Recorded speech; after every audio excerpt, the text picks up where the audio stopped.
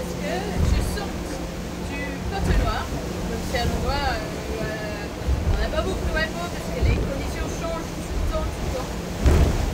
Et donc ça faisait une nuit un petit peu blanche. Mais en moyenne,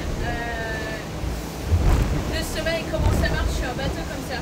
Bon, déjà, on peut dormir parce qu'on a un pilote automatique qui part le bateau. Donc on programme ça pour pareil, selon souvent c'est une allure par rapport à une onde du vent. On voit même l'afficheur de mon pilote automatique qui est juste derrière moi. Donc là, on peut laisser là-bas, on peut laisser le bateau avancer tout seul, donc on ralentit pas pour dormir.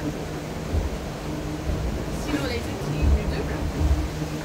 Mais les clés pour dormir, c'est que les voiles sont bien réglées et que le bateau va me réveiller si jamais il y a un problème. Donc je mets plein d'alarmes. Donc je vais d'abord des alarmes qui signalent les dangers comme les anti-collision, des alarmes sur le radar, le VHF, les AIS, des alarmes aussi sur les charges surtout dans le gréement du bateau. Donc s'il y a le vent qui sort pendant que je dors, je ne surcharge pas trop le bateau. Donc en gros, il y a beaucoup d'alarmes. Il y a aussi, je mets des alarmes, si le vent il tourne beaucoup, je vais mettre une alarme pour si le vent il tourne trop, pour que je ne parte pas en travers de la route pendant que je dors.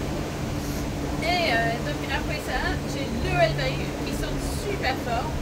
Et là, je vais mettre, selon les conditions où je suis, je vais mettre entre 20 minutes et 1 heure de sommeil à la fois.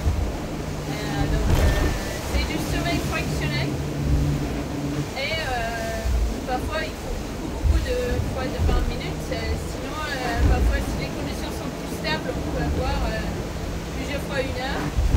Et le but c'est d'essayer d'avoir au moins 5 heures tous les 24 heures.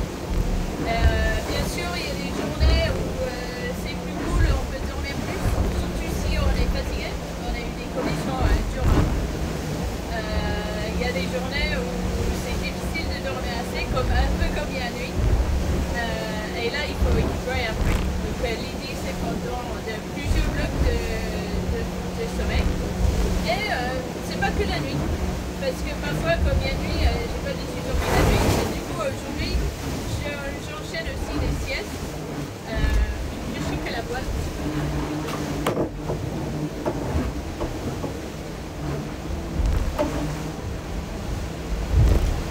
Donc aujourd'hui, je fais les siestes dans la journée.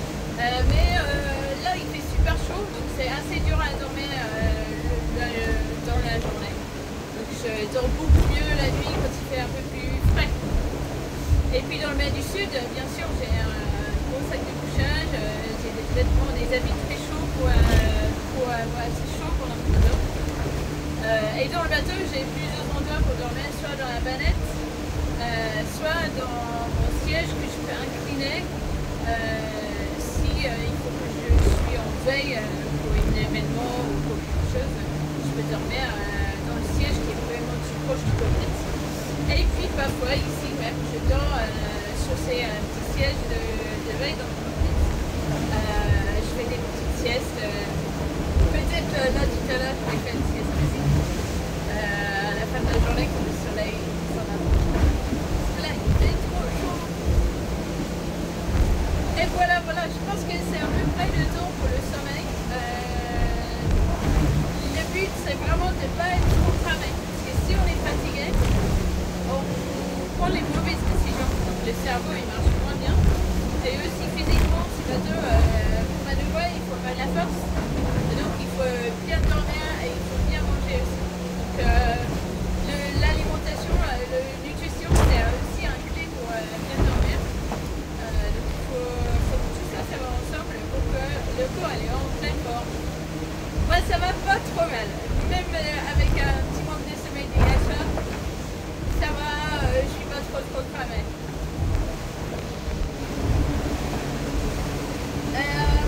Donc actuellement, moi j'ai dit tu vas bien, et puis mon bateau initiative Care, tu vas bien aussi.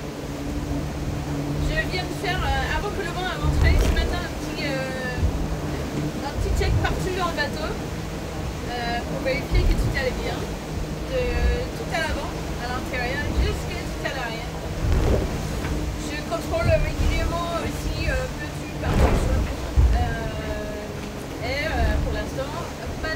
bobo.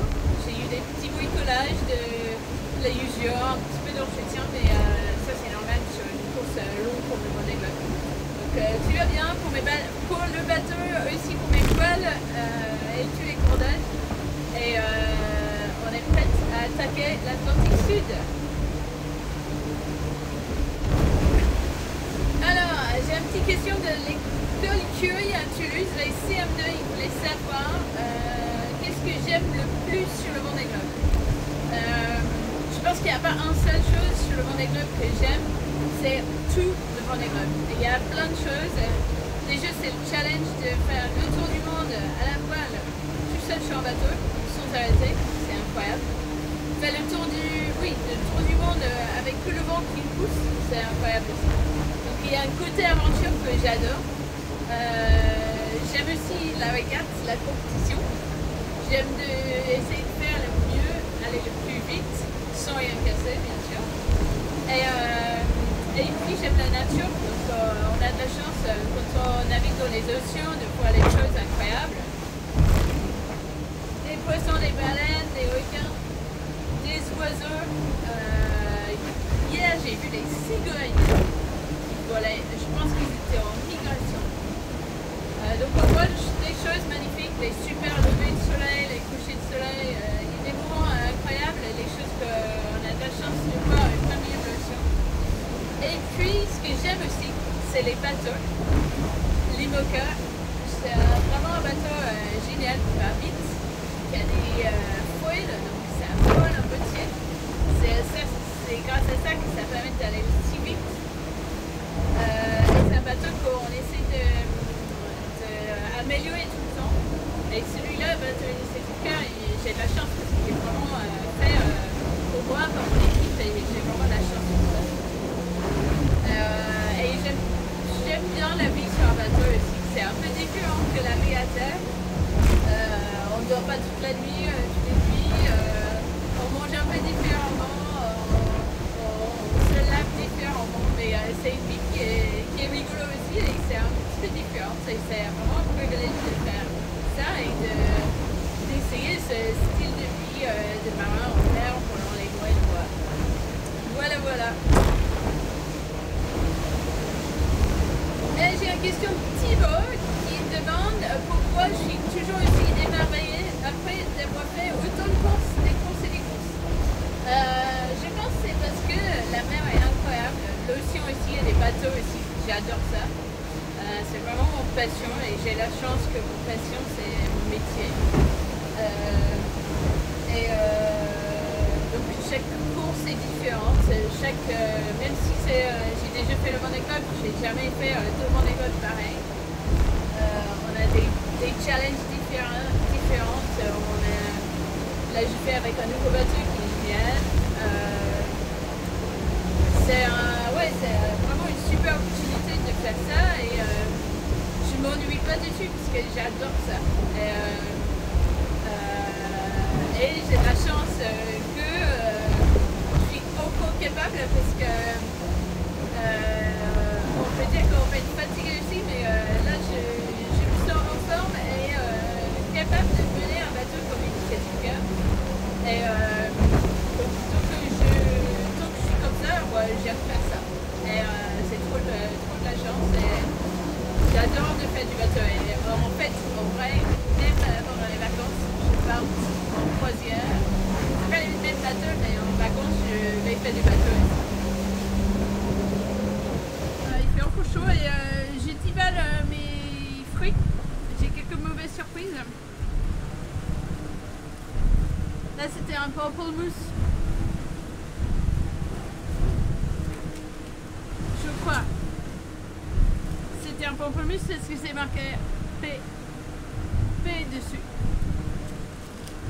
Et je crois que lui, il n'a pas trop aimé le chaleur.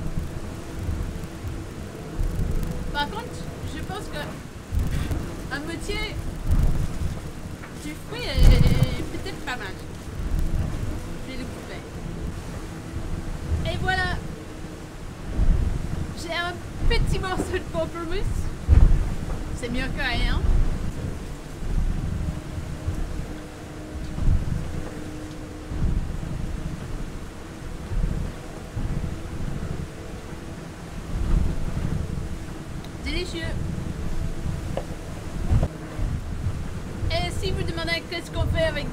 plein de pamplemousse. Après, c'est du lavage des mains anti-gaspi.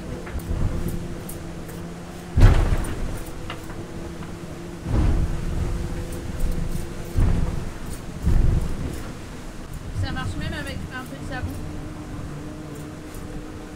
Ça fait du bien aussi quand il fait chaud. Ah.